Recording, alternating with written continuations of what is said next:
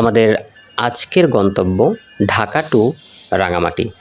তো আমাদের এই যাত্রায় রাঙামাটি যাওয়া আসার যে কস্ট এবং কিভাবে যেতে হবে, সেই যাওয়ার প্রক্রিয়া, হোটেল বুক থেকে শুরু করে কোথায় কোথায় আপনারা ঘুরবেন, সম্পূর্ণ গাইডলাইন থাকবে পার্ট 1, 2, 3 এভাবে।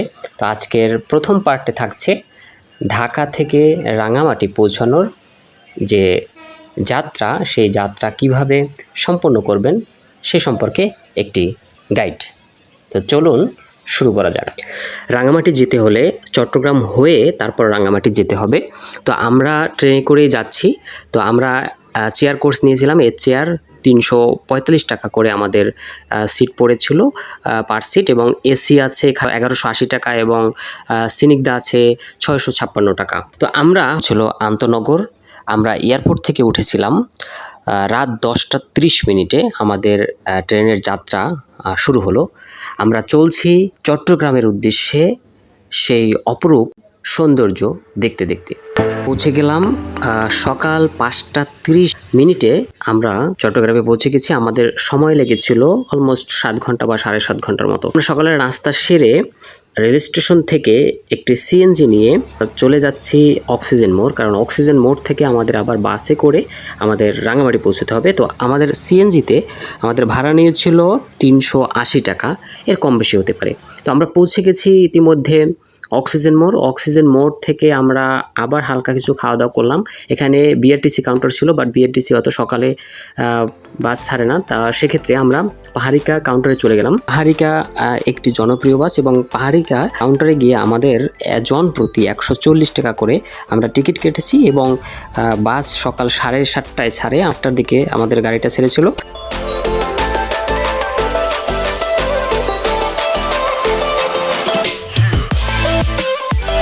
পাহাড়িকা বাসে করে রাঙামাটির উদ্দেশ্যে রওনা হলাম।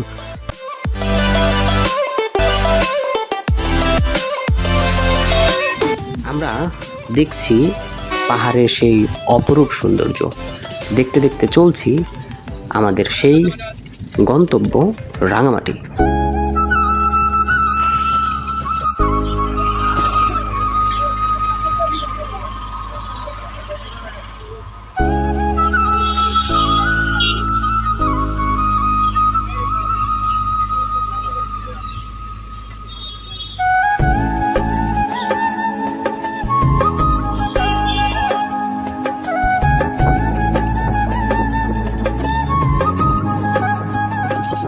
চলে এসেছি রাঙামাটি দোয়েল চত্বরে আমরা নেমেছি, এবং এখান থেকে আমরা হোটেল নেব। আগে থেকে আমাদের প্ল্যান ছিল যে এইখানে সাশ্রয়ী দামে হোটেল পাওয়া যায়। আমরা হোটেল ডায়মন্ড সিলেক্ট করেছি, এবং আমরা একটা কাপল বেড নিয়েছি। রুমটা সিঙ্গেল আছে সাথে।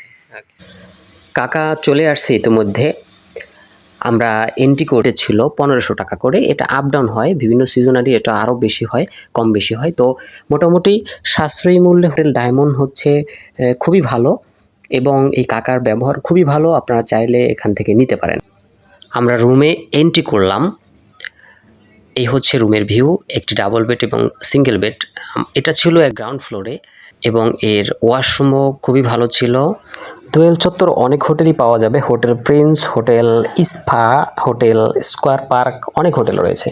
এই রুমটির একটি বিশেষত্ব হচ্ছে এর ব্যালকনি থেকে একটি সুন্দর লেকের ভিউ দেখা যাচ্ছে, এবং এখান থেকেই মূলত এই কাপ্তাইর যে লেক, সেখানে ভ্রমণ করা হয়, নৌকা ভ্রমণ। আমরা হোটেলে উঠে ফ্রেশ হয়ে পাশের একটি রেস্টুরেন্ট থেকে ঝটপট করে সকালের নাস্তাটা সেরে নিই। এখন আসি জনপ্রতি খরচ হিসাবে।